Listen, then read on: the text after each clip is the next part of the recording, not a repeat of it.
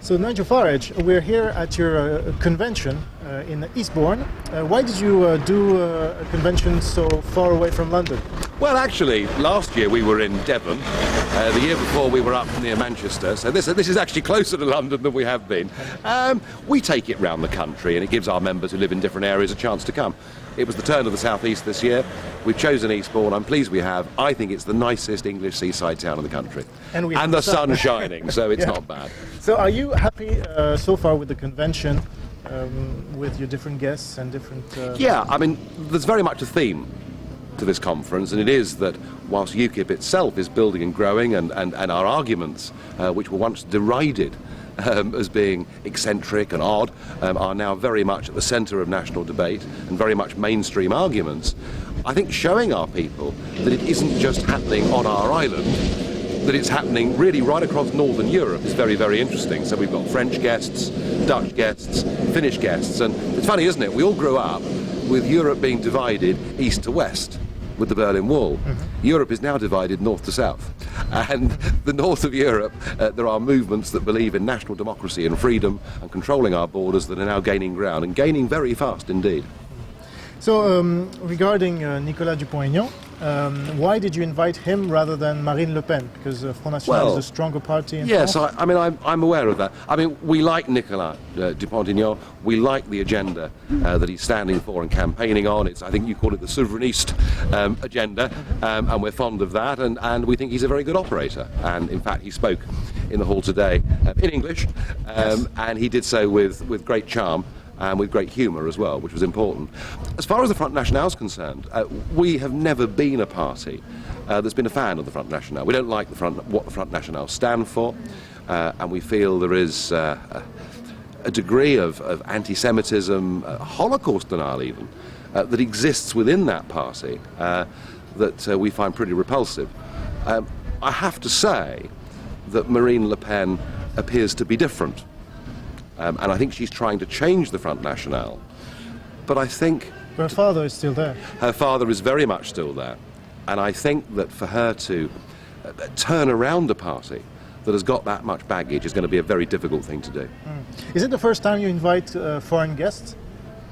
No, we have had the odd one over the years. But to have three countries represented is something we've never attempted to do before. And I think, I think we all draw strength from the fact that there are lots of people out there feeling as we feel. Lots of people who've recognised that this model for our shared continent of Europe is completely wrong.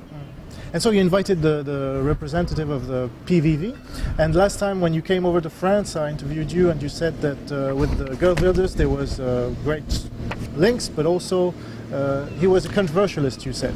Well, he is a controversialist, I mean, there's not much doubting that, and I have reservations about one or two things on his domestic platform. I do have reservations about that, but on the shared theme of national sovereignty, the Euro crisis, the European Union, we have very much in common. And immigration? Yes, to a degree. To a degree. I mean, I think that controlling borders and not allowing the host culture of your capital city to become something entirely different, I think that's quite important.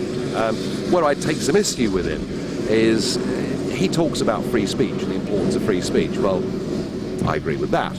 But he then in the next sentence says he would ban the Quran, and that strikes me that there's a bit of a logical inconsistency there. But as I say, on the European question, he's doing great work in the Netherlands. And I think he came back to the sentence saying that if he wasn't allowed to speak the way he speaks, then we should ban the Quran as well.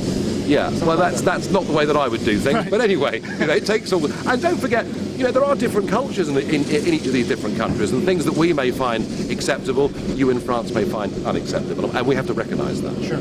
Now, maybe last question about what happened on the 3rd of September. Maybe you heard the public meeting between Girl Wilders, Oscar Freisinger, and René Stadgewitz of the Die Vrijheid, so the Free Party. Yeah. What do you think of this meeting, which is quite close to what you're trying to do here? Yeah, I think it's interesting. I think with all these things, as I've mentioned earlier, with cultural differences, you have to make assessments of whether parties are good guys or bad guys, and it's not always a very easy thing to do. But I mean, certainly, I've met the Austrians. I don't know this new German party as yet.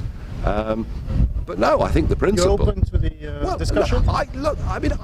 Come on, whatever we think about Brussels and the centralisation of power in Brussels, we do all want to be friends with each other. We do all want to trade with each other. And it's actually beholden upon all of us that are involved in this to present to the European peoples an alternative model. We've got to show people that once we've got rid of Van Rompuy and all these awful people in Brussels, that we do actually have a plan for how we're going to coexist in the future. So yes, I welcome all these ideas. Do you plan on meeting, you said, with Oskar Freisinger? Have you met him yet? I've met some of his colleagues. I've been to Basel and met some of his colleagues, yeah. Okay. One last question, because it reminds me that there was some sort of coalition between one member of UKIP and other parties which are maybe more extremist than the ones that are here. Are you supporting this? I can't remember the member of UKIP. Yeah, one member joined a European political party as an experiment to see whether it worked. He said he couldn't care less who he was in with. He wanted to find out how the system worked.